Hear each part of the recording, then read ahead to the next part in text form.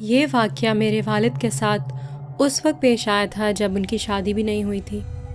آئیے ہم یہ واقعہ انہی کی زبانی سنتے ہیں۔ میرا نام اخلاق احمد ہے۔ پیشے کے حوالے سے ہم سنار ہیں۔ یہ آج سے تقریباً 30 سال قبل کی بات ہے۔ ان دنوں میں اور میرا دوست عاصم، جو کہ اب سعودی عربیہ میں ہوتا ہے، صرافہ بازار میں کام ختم کر کے ہر ہفتے آخری شو میں فلم دیکھنے جایا کرتے تھے۔ رات کو واپسی میں بائک پر عاصم کو صدر چھوڑتے ہوئے اپنے گھر جایا کرتا تھا۔ ان دنوں میرا گھر واٹر پمپ کی پچھلی جانب بلاک 16 میں تھا۔ ایک دن میں اسی طرح معمول کے مطابق عاصم کو گھر چھوڑتے ہوئے اپنے گھر جا رہا تھا۔ کوئی 12:30 پونے 1 کا وقت ہوگا کہ کریم آباد کے پل سے نیچے اترتے ہوئے ایک چادر میں لپٹی ہوئی خوبصورت عورت نے مجھے لفٹ کے لیے ہاتھ دیا تھا۔ ان دنوں وہاں بہت ویرانی سی ہوتی تھی۔ ایک لمحے کے لیے تو میں نے سوچا تھا کہ آگے بڑھ جاؤں، پر پھر میں نے سوچا کہ اکیلی عورت ہے، پتہ نہیں کیا پرابلم ہو، رات بھی بہت ہو رہی ہے، تو میں نے ان خاتون کے قریب جا کے اپنی بائک روک دی اور ان سے پوچھا کہ کہاں جانا ہے آپ کو۔ خاتون نے زبانی طور پر جواب دینے کی بجائے بس ہاتھ کے اشارے سے آگے جانے کا اشارہ کر دیا۔ میں نے سوچا آگے عائشہ منزل کی چورنگی ہے، شاید خاتون کو وہیں جانا ہو۔ میں نے پھر انہیں اپنے بائک کی پیچھے والی سیٹ پہ بٹھا لیا۔ جب عائشہ منزل کی چورنگی آئی تو میں نے اپنی بائک روک کر پوچھا، اب کہاں؟ انہوں نے پھر آگے جانے کا اشارہ کر دیا۔ میں نے سوچا شاید وہ واٹر پمپ کی چورنگی جانا چاہ رہی ہیں، سو میں نے بائک آگے بڑھا دی۔ ذرا دیر بعد ہی ہم واٹر پمپ کی چورنگی پہنچ گئے۔ لیکن اب میرے لیے حیرت کے ساتھ ساتھ کچھ غصے کی بات یہ تھی کہ خاتون نے بائک سے اترنے کی بجائے مجھے پھر آگے بڑھنے کا اشارہ کر دیا تھا۔ وہاں سے تھوڑا سا اور آگے سہراب گوٹ کی چورنگی آتی تھی، جہاں ان دنوں بالکل ویرانی ہوتی تھی۔ میرا دل تو چاہ رہا تھا کہ مزید آگے جانے سے صاف انکار کر دوں، لیکن نہ جانے کیوں میں ایسا نہیں کر سکا تھا اور نہ چاہتے ہوئے بھی بائک آگے بڑھا دی تھی۔ سہراب گوٹ کی چورنگی آئی تو میں نے پوچھا، اب کہاں؟ تو خاتون نے لیفٹ سائڈ کا اشارہ کر دیا اور اس بار بھی منہ سے کچھ نہیں بولا۔ میں نے بائک لیفٹ سائڈ موڑ لی۔ آگے جا کے 2 روڈ آئے۔ میں نے پھر بائک روک کے پوچھا، اب کہاں؟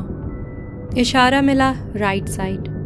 اس وقت میرے ذہن میں سوائے اس کے کچھ نہیں تھا کہ کسی صورت اس عذاب سے اپنی جان چھڑاؤں، تو دل ہی دل میں ان خاتون کو برا بھلا بولتے ہوئے رائٹ ٹرن لے لیا۔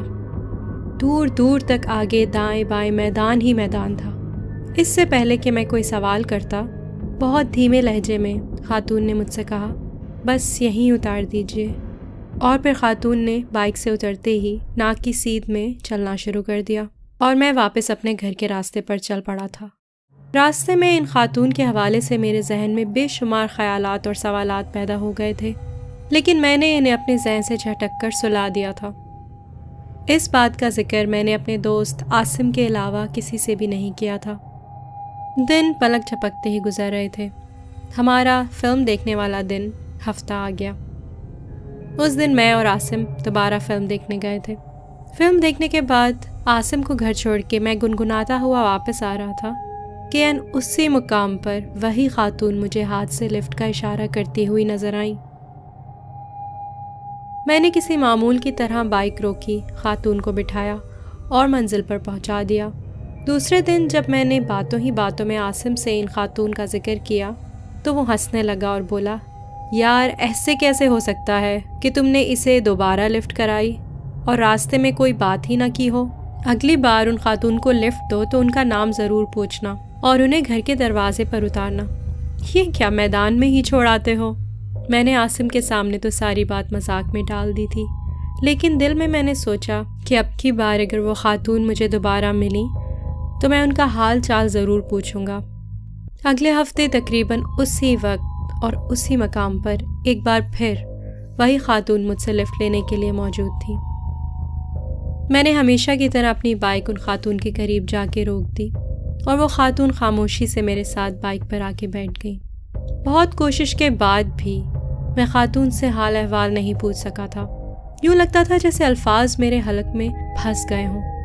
البتہ میں سارے راستے یہ ضرور سوچتا رہا کہ یہ خاتون کون ہے اور آخری ہفتے کی رات کو ہی یہاں کیا کرنے آتی ہیں اور لفٹ کے لیے میرا ہی انتظار کیوں کرتی ہیں۔ میں یہ سوچ ہی رہا تھا کہ اتنے میں ان خاتون کی منزل آ گئی تھی، وہی گھور اندھیرا، ویرانی، بندہ نہ بندے کی ذات۔ آس پاس چھوڑو، دور دور تک نہ کوئی گھر نہ کوئی رستہ، بس تحد نظر میدان ہی میدان۔ ان خاتون نے بائک سے اترنے کے بعد اچانک ہی میرا ہاتھ زور سے دبوچ لیا اور جھٹکے سے مجھے نیچے کھینچنا چاہا۔ میں نے ڈر کے مارے ایک دم اپنا ہاتھ چھڑایا۔ مجھ پر اچانک ایک دہشت سی طاری ہو گئی تھی اور میں نے اسی دہشت اور وحشت کے عالم میں بائک واپسی کے لیے موڑ لی۔ بس ان چند لمحوں میں کیا دیکھتا ہوں کہ میں وہاں تنہا کھڑا تھا۔ دور دور تک اس ویران میدان میں میرے علاوہ کوئی نہیں تھا۔ خدا جانے اس خاتون کو زمین کھا گئی تھی یا آسمان نکل گیا تھا۔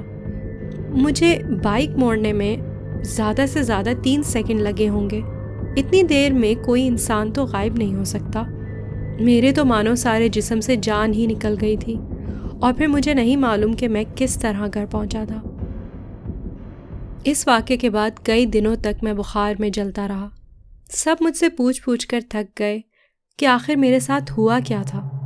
میں کسی کو کیا بتاتا کہ 3 دفعہ جس عورت کو میں نے گھر ڈراپ کیا تھا وہ کون تھی۔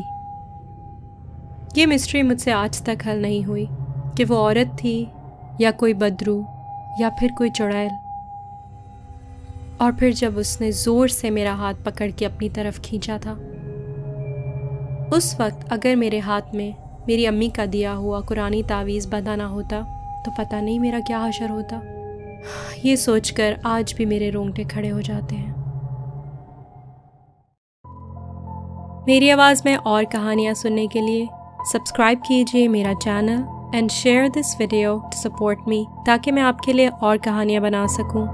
ملتی ہوں آپ سے اگلی کہانی کے ساتھ۔